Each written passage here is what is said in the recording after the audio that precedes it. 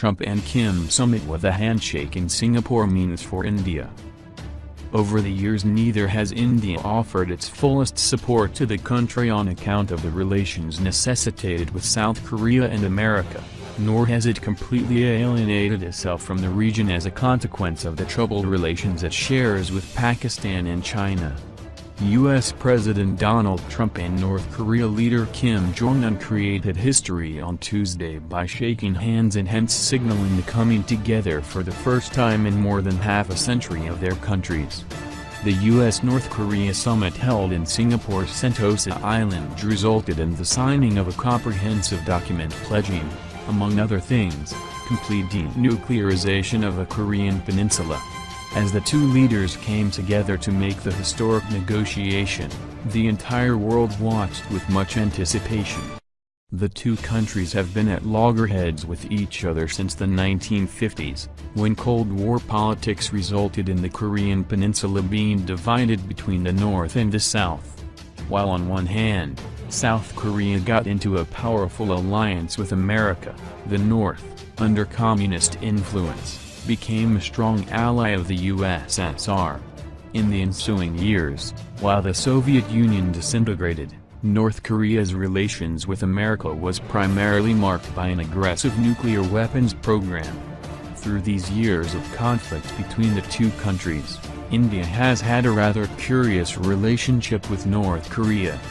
After the Second World War, when the world split into two with supporters on either the side of America or that of the Soviet Union, India declared its stance of non-alignment. Consequently, it never interfered in the military operations of either of the countries, but it did provide humanitarian aid to North Korea during the war. Over the years though, geopolitics has ensured that neither has it offered its fullest support to the country on account of the relations necessitated with South Korea and America, nor has India completely alienated itself from the region as a consequence of the troubled relations that the latter shares with the neighboring regions of Pakistan and China. The summit on Tuesday, however, might change much in the space of diplomatic ties between the two countries. How have India-North Korea relations been historically? The first time that India and North Korea developed consular relations was in 1962, and in 1973, full diplomatic ties were established between the two countries. Relations between India and North Korea have been historically positive, marred only by North Korea-Pakistan ties related to missile and nuclear technology. This is principally a reflection of India's position of strategic autonomy, which will not allow another country, read, the U.S., to determine the shape and form of India's bilateral relations, at least in theory. Foreign policy expert and fellow at Observer Research Foundation, ORF. India's commitment to go ahead with diplomatic relations with North Korea is evident from the fact that the former continued to have an embassy at Pyongyang, despite significant pressure from the USA to not do so. One should also remember that India was for DPRK, till recently, its third largest trading partner, says Reg. As per government data, in the year 2015-16, Indian exports from North Korea amounted to $111 million, while imports amounted to $88 million. Further, the Center for Space Science and Technology in Asia and the Pacific, CSTP, located in Dehradun, is reported to have been one of the first institutes in the world to have provided technical training to North Korean students, even after the United Nations declared its first set of nuclear sanctions against the country in 2006. In fact, it has been an embarrassment for India that courses offered in the institute directly trained several North Korean applicants in nuclear strategy.